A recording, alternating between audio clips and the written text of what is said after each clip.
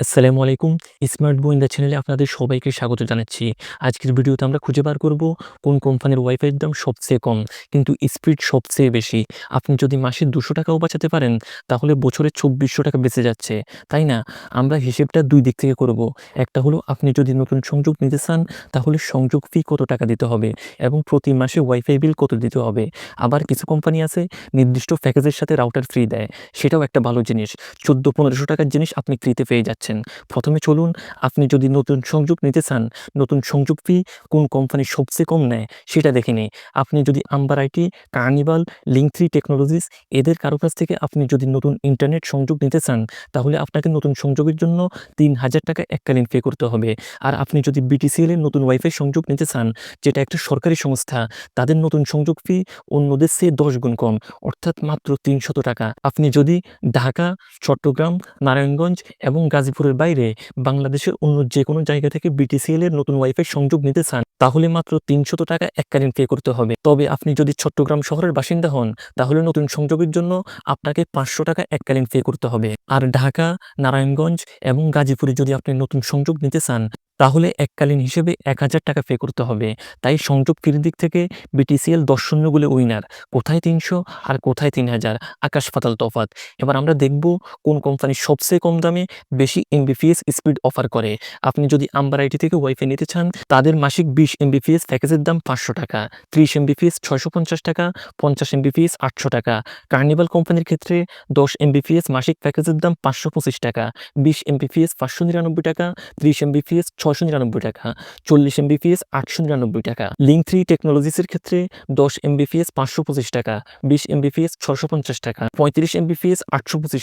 কিন্তু খেলা ঘুরে যাবে আপনি যখন বিটিসিএল এর প্যাকেজগুলো দেখবেন। বিটিসিএল এর মাসিক ২০ এমবিপিএস প্যাকেজের দাম হলো ৳৩৯৯, যেখানে অন্য কোম্পানিগুলো সেম ২০ এমবিপিএস প্যাকেজের দাম নিচ্ছে, আম্বার আইটি নিচ্ছে ৳৫০০, কার্নিভাল নিচ্ছে ৳৫৯৯, লিঙ্ক3 নিচ্ছে ৳৬৫০। সেখানে সরকারি প্রতিষ্ঠান বিটিসিএল খুবই সস্তায় মাত্র ৳৩৯৯ ২০ এমবিপিএস প্যাকেজটা দিচ্ছে। বিটিসিএল এর প্যাকেজটা নিলে আপনি কিন্তু অন্য কোম্পানির তুলনায় ৳১০০-২০০ পর্যন্ত প্রতি মাসে সেভ করতে পারবেন।